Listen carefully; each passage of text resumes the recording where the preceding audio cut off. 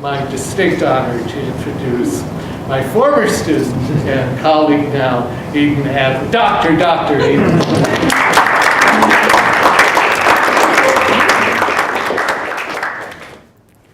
It's a little hard to go after that.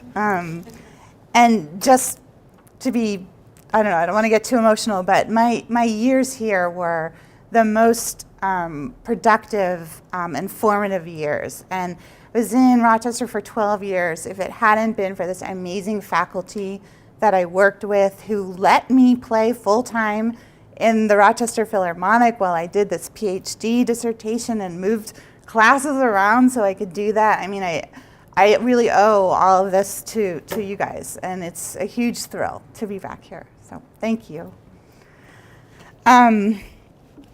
So let me start. Let's see.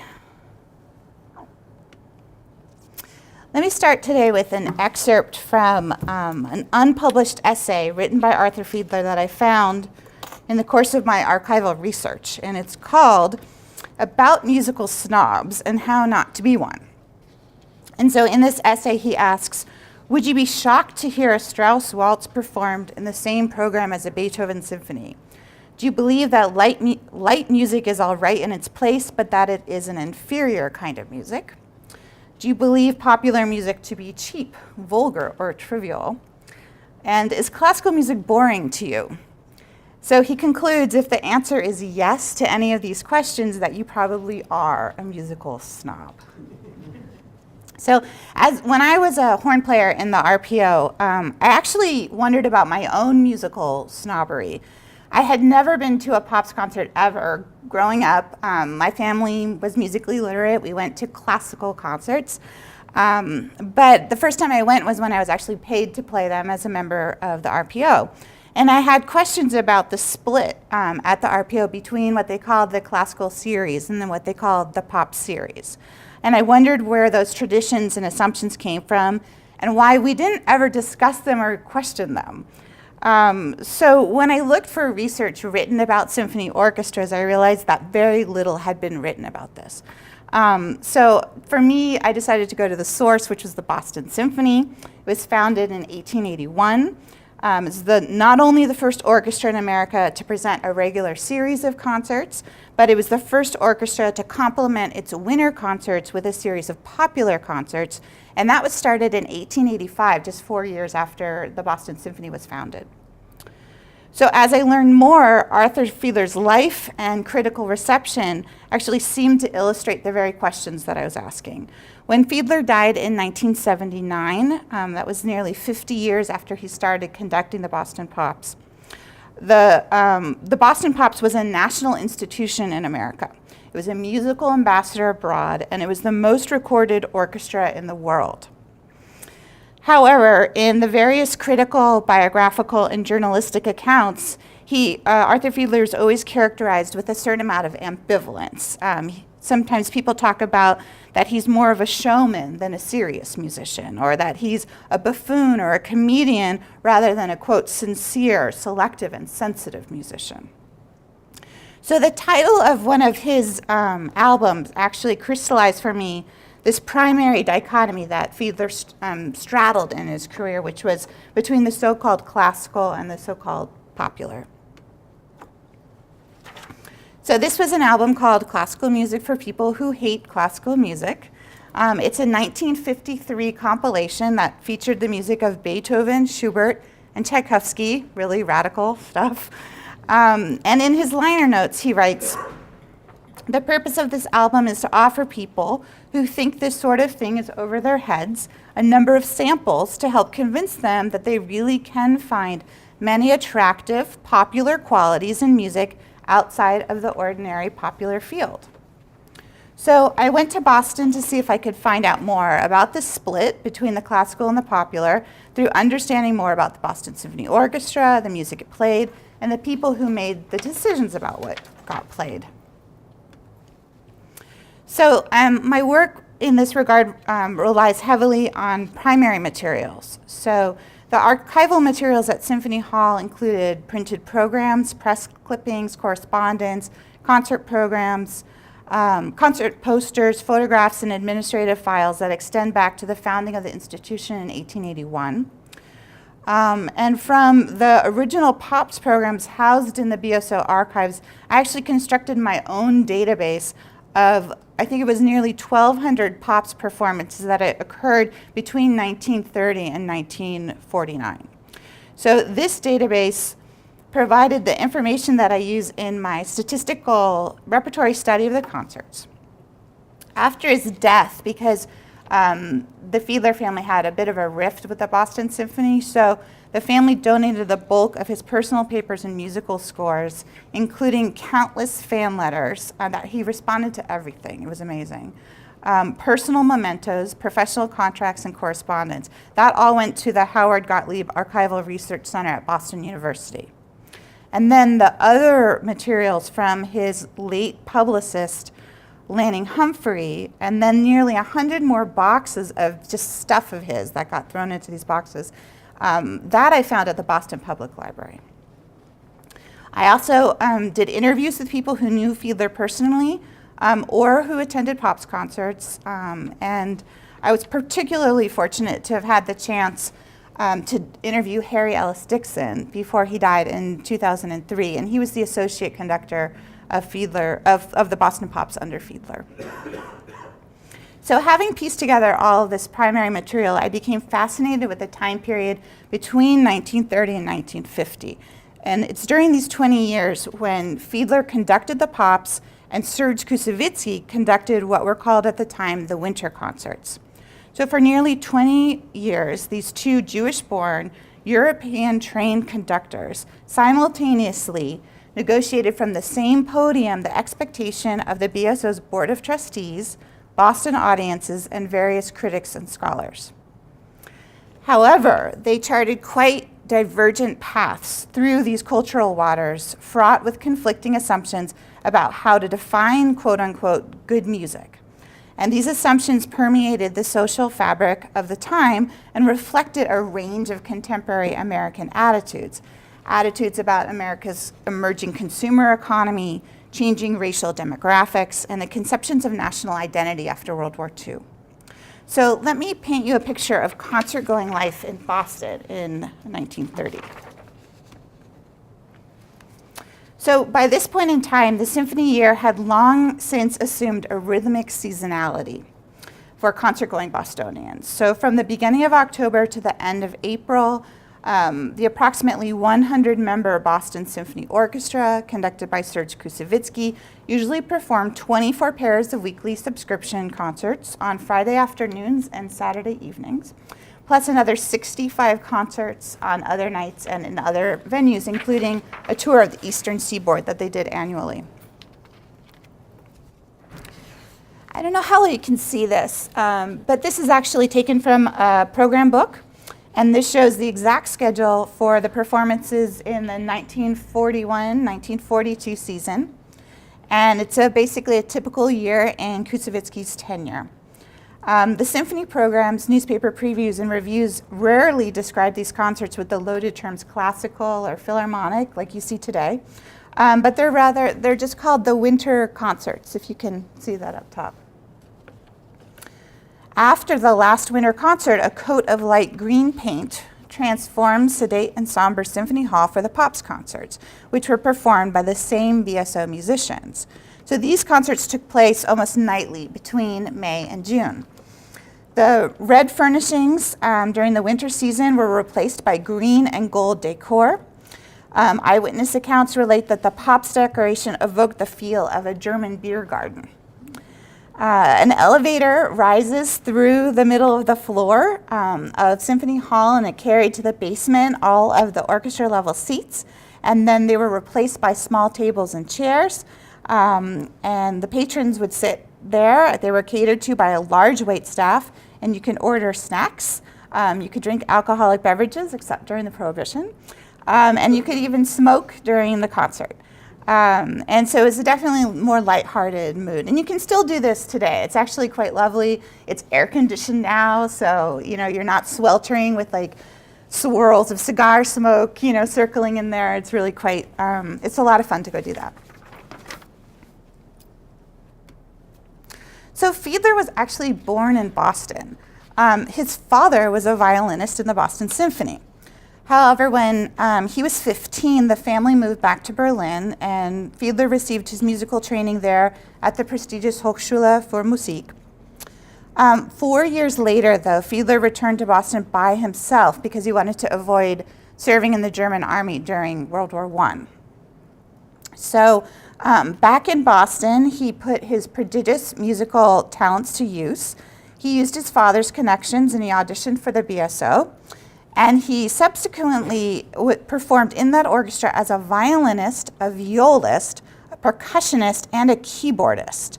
In fact, he continued to play the viola in the BSO until 1938. During this time, he also received the first call to accompany on the piano nearly every visiting recitalist who came through Boston.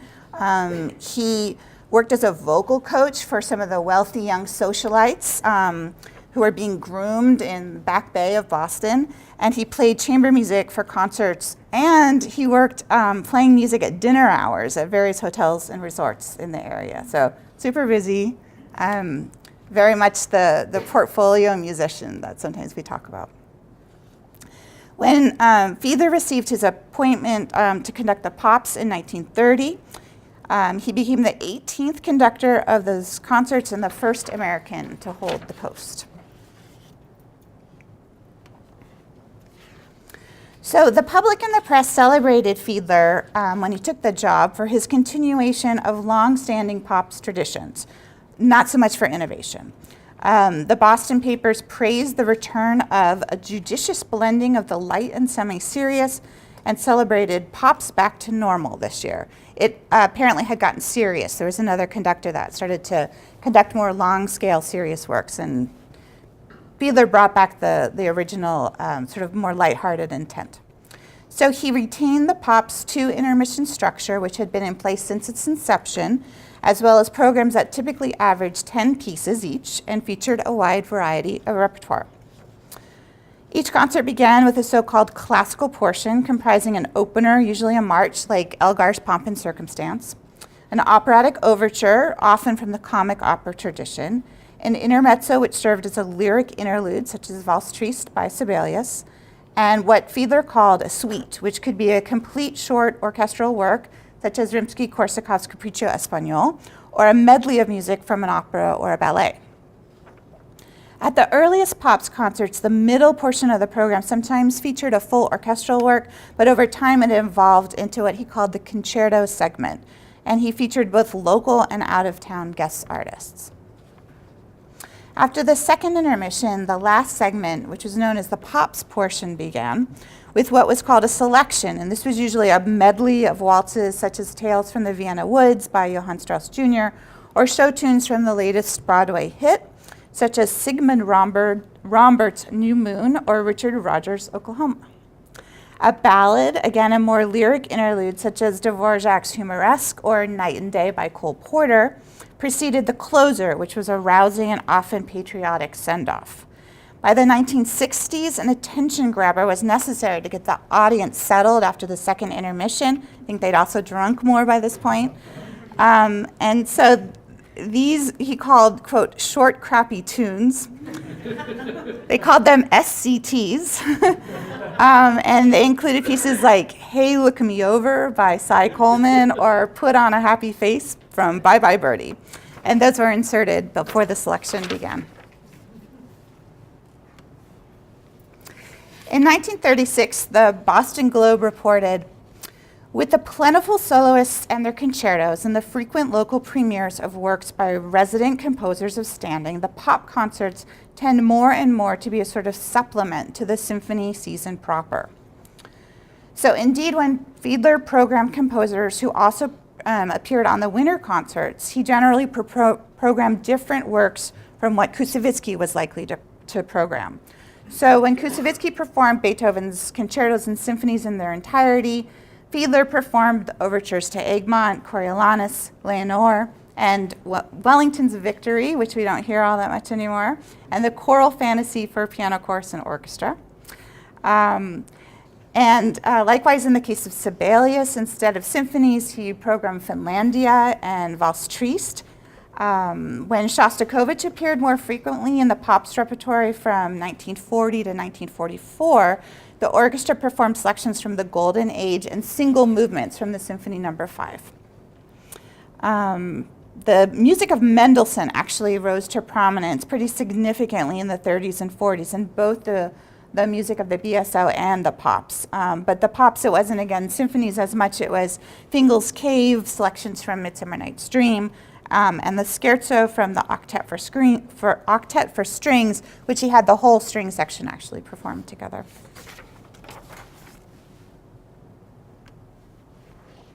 The bulk of Fiedler's repertory, however, was taken from outside of what we now would consider to be the core classical canon. So this slide lists the 10 most frequently performed works on the Pops concerts in this time period. And while it may appear sort of self-evident that these works make up a classical hit parade, it's important to recall that in 1930, works such as Bolero, which was written only 2 years before, and Rhapsody in Blue, which was written 6 years before, they really were recently composed. And it was Fiedler's repeated performances of these pieces, as well as the ubiquitous recordings and broadcasts of the works that made them as popular as they are today and as much as they are part of our popular culture. The performance history of Ravel's Bolero is really interesting. So in 1928, it was Koussevitzky who introduced Bolero to Boston audiences. The audiences loved it, received it with great enthusiasm, and demanded that Koussevitzky perform it multiple times during the 1929 season. And Koussevitzky even made one of the first recordings of the piece. But then Fiedler started programming Bolero in 1930, and Koussevitzky stopped performing the piece at all because in his mind it became too popular.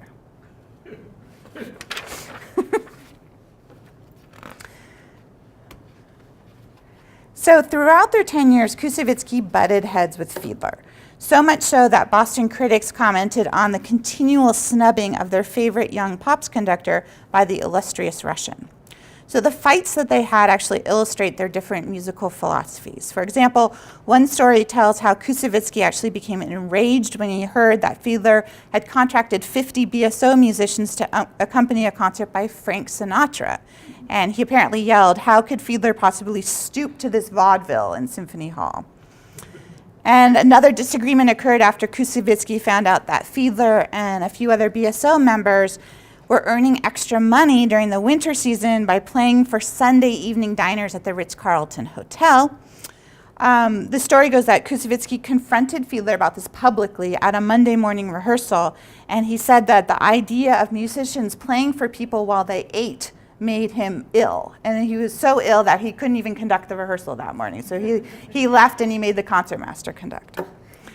So, of course, it could hardly have escaped his attention that Pops concerts with the food and the drink were performed night after night on, as Koussevitzky put it, this very stage which has been my altar. And he never tried to conceal his scorn for the entire enterprise. I even found a newspaper article in which he very sort of glibly suggests that the BSO stop doing the Pops and do a season of opera in May and June every year. So, of course, that never happened. There are many possible reasons why Koussevitzky objected to the Pops in theory and to Fiedler specifically.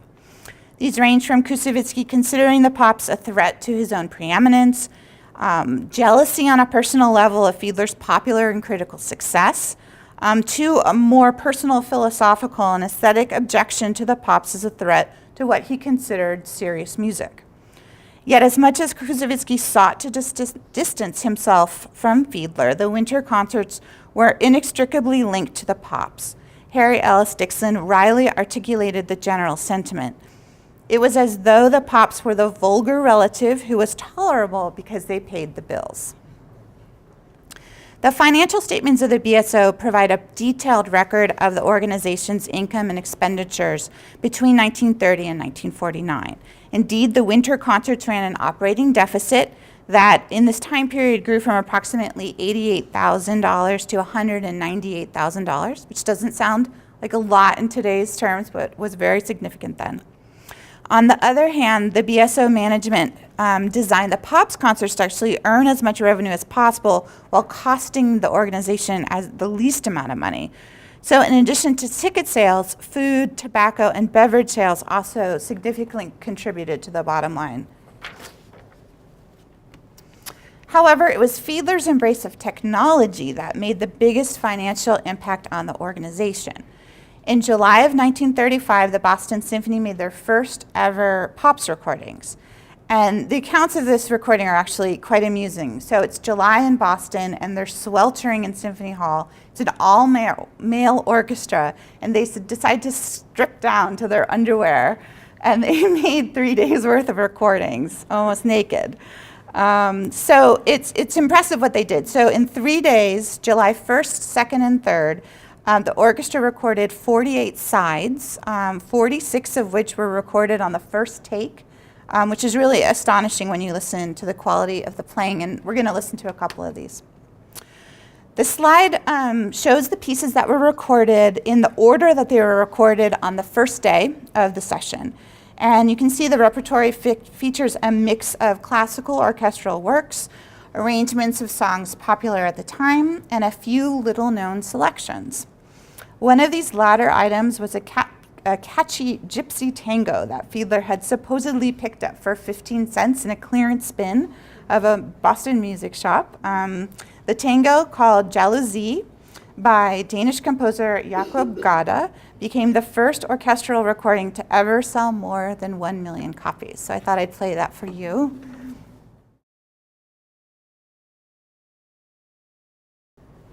So it was actually during these 1935 recordings that the Boston Pops Orchestra was created. So let me explain. So until that recording session, the term Pops had referred only to the concerts that were performed in May and June, not to the orchestra itself. The members of the Boston Symphony Orchestra had always operated under that name, no matter whether they were performing the winter concerts under Koussevitzky or the Pops concerts under Fiedler. But you can see in this slide, at the very top, it's tiny. I have to get these in better resolution. But you can see in the slide that in preparation for the recording session, a Victor employee had typed the name Boston Symphony Orchestra on the recording log to identify the artist making the recording. That's in the top right-hand corner. But then someone else, however, during or after the session, actually crossed out the word symphony by hand, and they substituted in Pops, and thus the Boston Pops Orchestra was born. So from then on, that name was used to brand the orchestra when it performed Pops repertory on recordings, on broadcasts, and on tour. Between the royalties earned on the recordings and the broadcasting fees, plus the advertisements and the endorsements that rolled in, the money that Fiedler and the Pops earned was really extraordinary. However, by marketing the Pops as if it were independent from the orchestra that performed the winter concerts under Koussevitzky, the Boston Symphony Orchestra retained its identification with art, while the Boston Pops Orchestra became identified with entertainment. So eventually people began to forget that the Boston Pops Orchestra and the Boston Symphony Orchestra were comprised of the same musicians, and they still are today, for the most part. And over time, the concerts associated with these two brands developed separate audiences. So, talking about audiences now, during the first two great waves of American immigration, the first was between 1815 and 1860, and the second was between 1865 and 1890.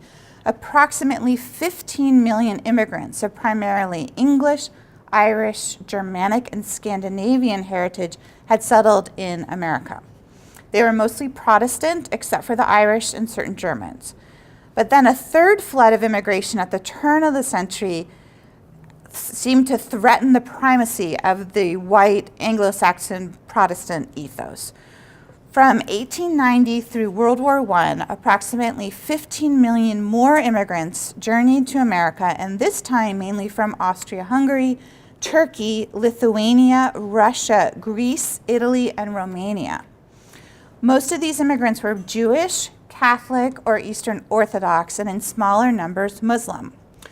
There's a wonderful historian named Jonathan Sarna, and he relates the devouring fear felt by some members of old line families who came to believe that their race, their country, and their whole way of life were imperiled. The Immigration Act of 1924 was created when a xenophobic Congress tried to put an end to the, quote, dangerous and turbulent flood of immigrants by passing laws and setting immigration quotas. Some of the authors of this act, including Henry Cabot Lodge Sr., one of the Massachusetts congressmen at the time, were on the board of the Boston Symphony Orchestra or were related to influential Bostonians connected with the symphony. The Jews suffered particularly in Boston during this period. The great Supreme Court Justice, Louis Brandeis, complained that anti-Semitism seems to have reached its American pinnacle in Boston.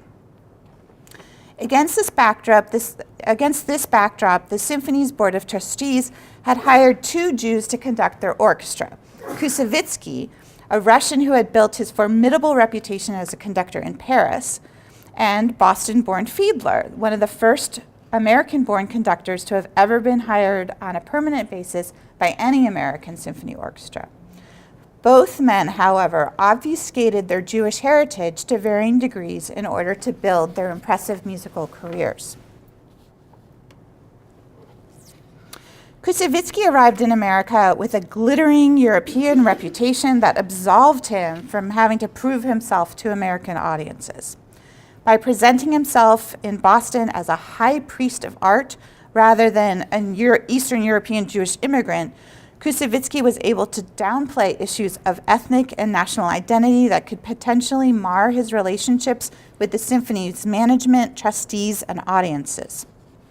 Kusevitsky's decision to hold himself aloof from Boston society, run his household like a tiny Russian enclave, dress himself in a huge dramatic black cape, and retain his broken English seemed only to have enhanced his aristocratic, sacralized, and foreign mystique without identifying him as ethnic in a specific or a negative way. Although Fiedler was born in America, like Kusevitsky, he was also a Jew with Eastern European roots. And like Kusevitsky, he cultivated a carefully crafted public image through closely controlled biographies and canned media interviews, particularly with regard to issues of ethnicity. In contrast to Kusevitsky's priest-like persona, Fiedler propagated an image of himself as an all-American youth, interested in sports and untroubled by religious differences. When a reporter asked Fiedler if growing up as a Jewish boy in Christian Boston presented him with any problems in those days, Fiedler replied, "No, I had no problems at all. Most of my friends thought of me as that Austrian kid from up the street." In other interviews, Fiedler emphasized his normal Americanness through references to stamp collecting, playing in the Fenway swamps, getting in trouble with his mother, and hating as a child to practice the violin and the piano. He often portrayed his decision to pursue music professionally as a casual last resort after he had tried other more substantial lines of work. Throughout his career, Fiedler continued to encourage the press to document his interests in firefighting, crime fighting, and military service in order to support an image of social conformity and masculinity, of fitting in with the mainstream. Even though Fiedler never directly commented on the ethnic or racial barriers he faced, his daughter, Johanna, however, wrote in a book that, quote, "Papa's being Jewish certainly affected his relationship with the Boston Symphony management and trustees.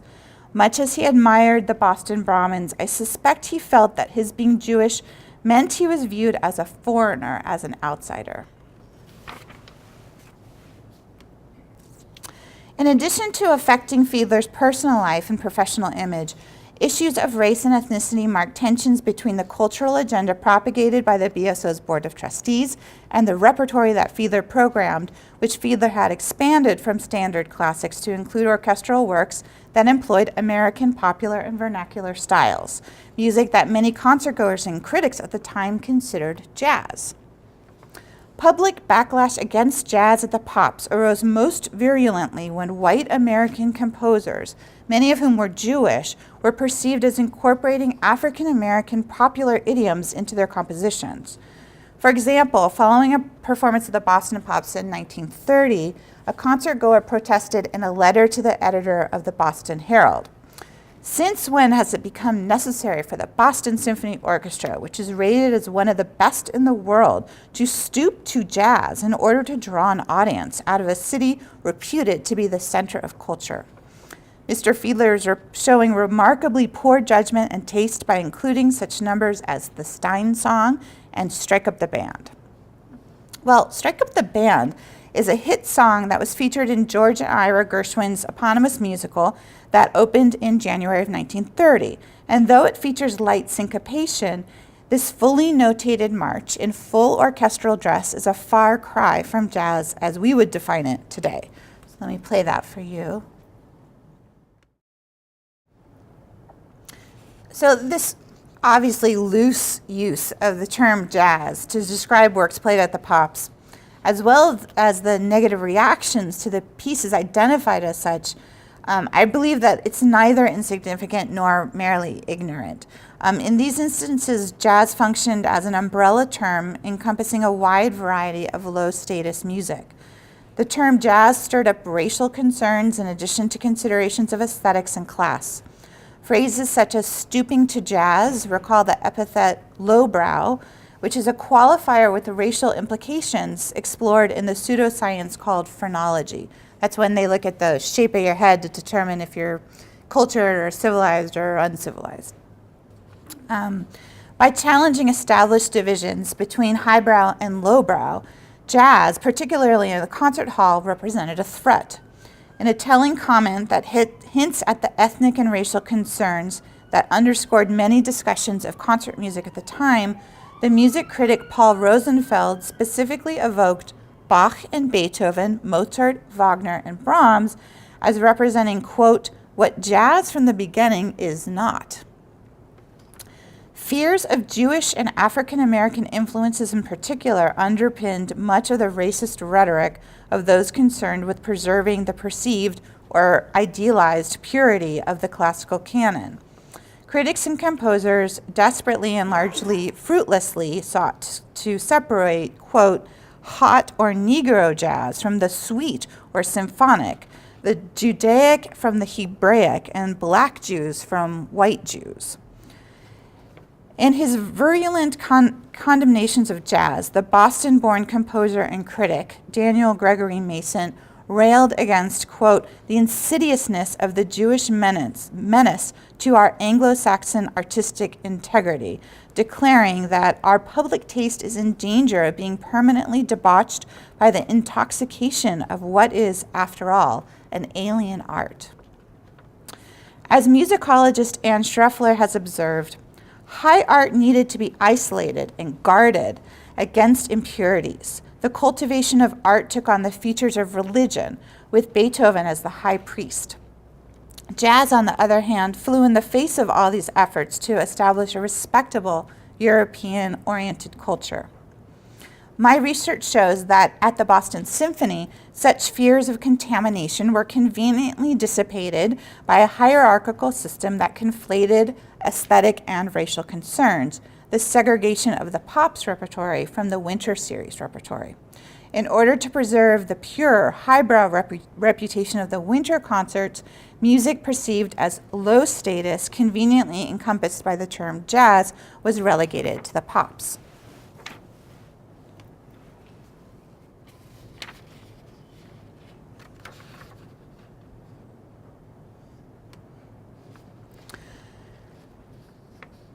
Although jazz's black origins stirred up a great deal of white critical contempt, jazz was also looked down upon in part because it was an American art form.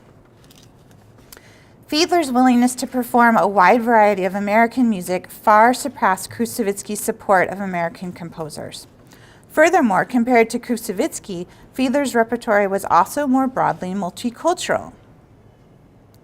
Far more frequently than Koussevitzky, Fiedler programmed pieces with an explicit ethnic and or national reference, such as Rhapsody Italia by Casella, Victor Herbert's Irish Rhapsody, Brahms's Hungarian Dances, Dvorak's Slavonic Dances, and the Volga Bargeman's Song and Kol Nidre by Max Bruch.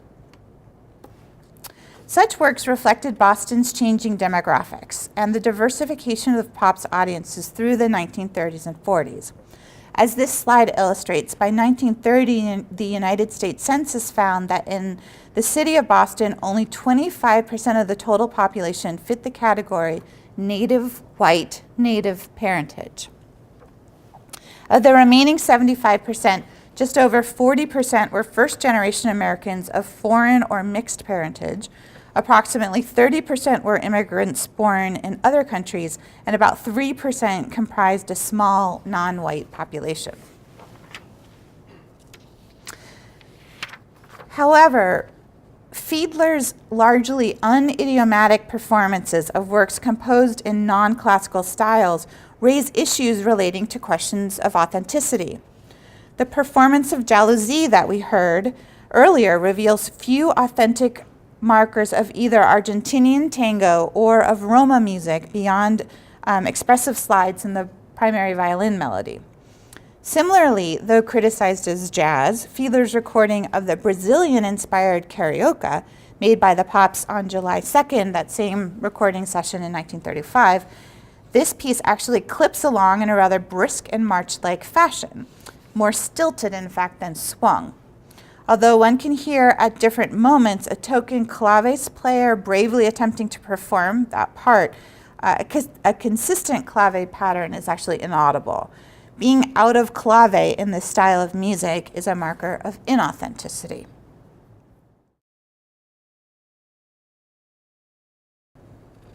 By programming such a wide variety of ethnically coded music, Fiedler attracted large audiences and a variety of sponsors for the Pops concerts. Unlike any other major conductor, he gave a much wider group of people a voice and a sense of ownership in orchestral musical life. But vexing questions persist. In his performance of ethnically coded folk and popular repertoires, was Fiedler a hero who rescued this music by giving it credibility on the concert stage? Or did Fiedler and the BSO essentially, quote, blacken up and appropriate music to which they had no legitimate claim in order to pander to emerging white bourgeois musical tastes?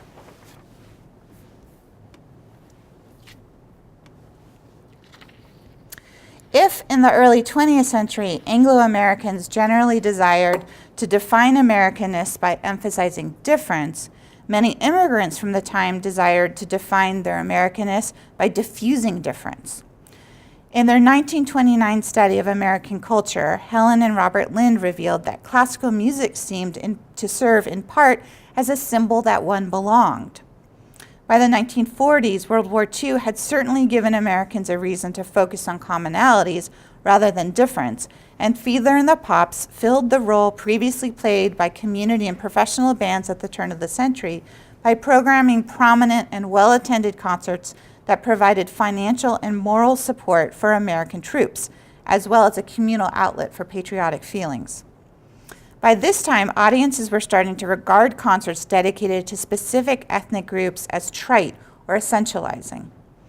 Fiedler shared this common understanding of public taste and possessed a similar willingness to promote a mainstream American fantasy that had little to do with contemporary realities and controversies such as labor unrest, depression woes, women's issues, sex and violence, and racial and/or ethnic problems. Fiedler's homogenized interpretations, combined with the efficient quality of his conducting, appealed to those looking to escape from the romantic individualism and philosophical idealism that had shown its dark sides in Stalin and in Hitler, and to whom a Fiedler's Pops concert was as comforting and as American as a Howard Johnson's turkey dinner. In an article titled, "Pops Goers More Ready to Share Their Fun," a reporter for the Boston Herald summed up the general post-war attitude. Audiences are a little more civilized these days, a little more ready to share their fun together with others, a little more ready to recognize that we're all in the same boat together and that we all have the same basic needs and hopes. Well, almost everyone. In the struggle of Southern and Eastern Europeans to assimilate into the culture forged by Americans of Anglo-Saxon descent, the concept of a unified whiteness, defined by the term Caucasian, emerged, but lamentably through the objectification and isolation of African Americans, Asian Americans, and more recently, Latino Americans. By the late 1940s, symphonic jazz, jazzed-up classics, and pop's novelty compositions, as well as orchestral arrangements of popular song and Broadway musicals, provided a cultural middle ground for those in Fiedler's audience who felt excluded from and intimidated by the elitist tendencies of the winter concerts on the one hand, and who struggled to elevate and separate themselves from African American culture on the other.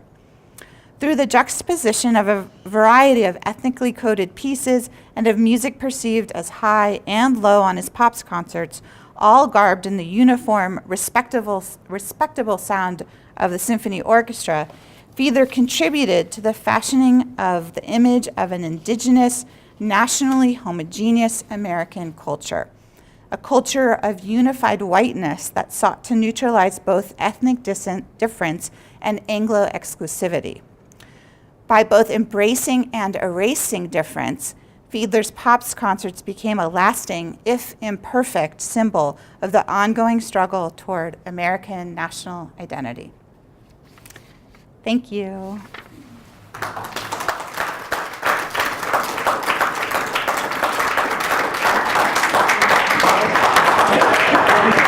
Time for questions and comments.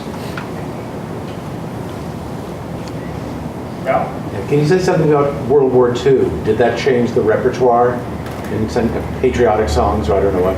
Yeah, the patriotic songs got a huge amount of play during that time. Yeah, and it was more sort of how the repertoire was put together that changed. So instead of having Irish Night at the Pops and Jewish Night at the Pops, he tended to have just more mixed repertoire that was just concert, concert, concert. Sort of that blending. Patrick? Do we know whether audiences applauded between movements at the classical symphony? I assume they did at the Pops. Did they applaud between movements of a classical symphony? The Boston Symphony Orchestra. At the Boston Symphony Orchestra, they did not. And they're very, very strict, people, shushing people and very strict audience behavior. There was an article I saw, like a woe betide a whisperer, in a concert like that. But the Pops concerts, they never played whole symphonies. I think the closest they got to doing that was whole concertos.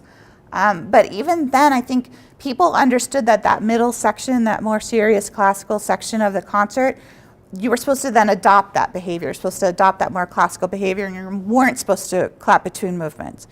You were allowed to clap between each of those pieces, though, the individual pieces that came through the Pops structure. Yeah. When did Bernstein become the assistant to Kusevitsky? Is it during this period? Is it in the 40s? Yeah. So Bernstein got his first break actually from Fiedler, and it was an Esplanade concert. So there was this big quiz in Boston called the Music Quiz, run by the Herald, and Bernstein came in second place in that. And Fiedler was like playing a concert on the Esplanade that announced the winners. And as part of that, he handed him the baton, and he like conducted a piece on the Esplanade. So if that was in the 30s, then maybe Ralph, you know better. By the 40s, was he at Tanglewood? Tanglewood started in the 40s. So either in the late 40s or maybe early 50s, Bernstein was working with Kusevitsky. And it was Kusevitsky who told him to change his name to Burns so that he wouldn't be perceived as Jewish. And a lot of people felt that Leonard Bernstein was the natural successor to Kusevitsky for the conductor role at the Boston Symphony, but that he had not hidden his Jewishness enough, And so the trustees couldn't give him the job. And what about his interest in jazz and popular music and American musical theater, which was certainly budding by then? Yeah. The town is. I'm sure that equally counted against him. Yeah, exactly. Betty? Will we ever bring our black and white audiences together? Or will we forever separate? Yeah. No, I think this is an incredibly timely question. Part of the reason I wanted to work on this research was because I really wanted to understand the sort of ethnicity issue that goes into classical music. And what I found was that there was this variety of ethnicities that what we call now white wasn't, if you were Jewish, you weren't considered white. If you were Southern European, you weren't considered white. And so there was this more differentiated group of ethnicities that then used classical music to come together around. But now we have a situation where we have mostly white audiences and very little overlap with the African American Latino communities. I think this is a question that anybody who's either looking to support their local orchestra or to play in an orchestra has to think about, because if our orchestras are meant to serve our communities and we're only serving a certain piece of our demographics, I think it's worth questioning, what is the repertoire that we play? How do we educate people in classical music? And are we doing this in a way that's inclusive rather than exclusive? Starts with music school. You can go all the way back there. Absolutely. You mentioned that there were in these programs a lack of those buzzwords like classical. I was just wondering what you think that implied then and what we could learn from those implications with our programming today. Yeah. So I think we don't start seeing those terms, like the classical series until after this time period, until like the 1950s and later. And I wonder how well they're serving us today. I think that there's a certain amount of guidance you want to give audiences so that they hit concerts that are going to be appealing to them.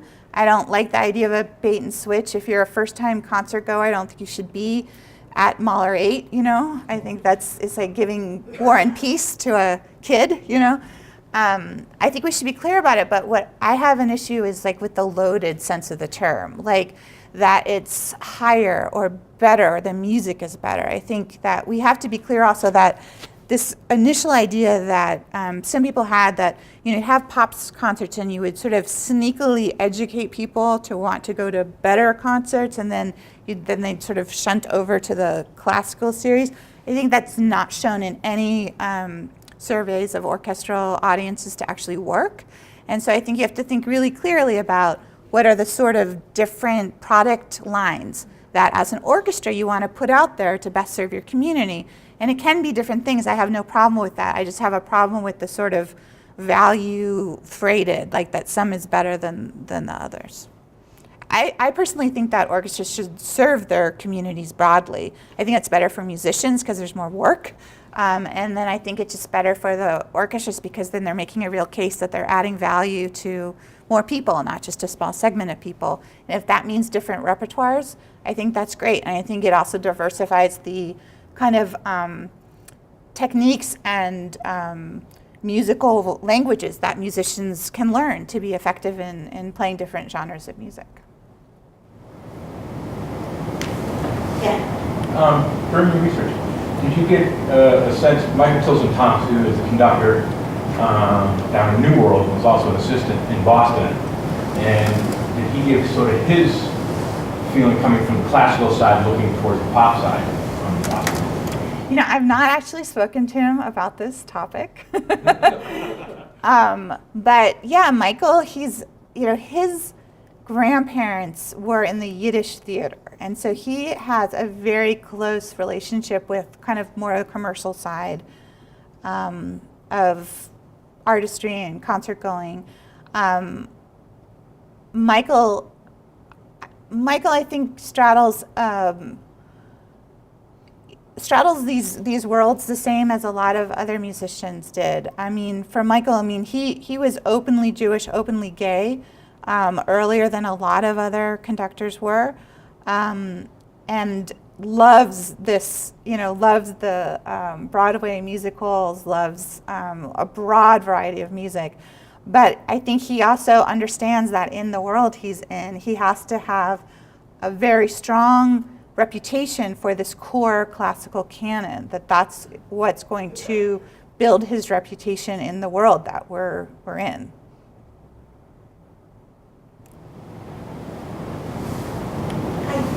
I was curious about whether in your research, thinking about this kind of transformation that is representative of the switch between the summer orchestra and the winter orchestra, as is kind of symbolized by changes to the building. I was curious if that was also reflected in things like advertising, poster design, whether the kinds of materials, program notes that were distributed would have also been somewhat different, or whether those were actually very consistent. Yeah, actually, what's interesting is that when you look in the programs for the winter season and you see all the names of the people who are donating money, they're actually, you see the same names in the POPs programs in the early part of this period, because that was the coming out season for the debutantes.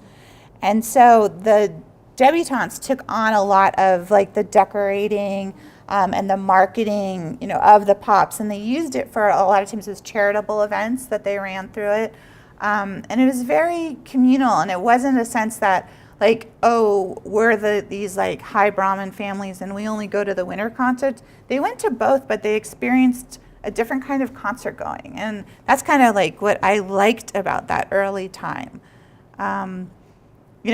Without the racism and the anti-Semitism, but this idea that it's okay to like different kinds of music, that it's okay to enjoy a drink and a concert of lighter music, and that it's okay then to want to really tuck into like a big symphonic program.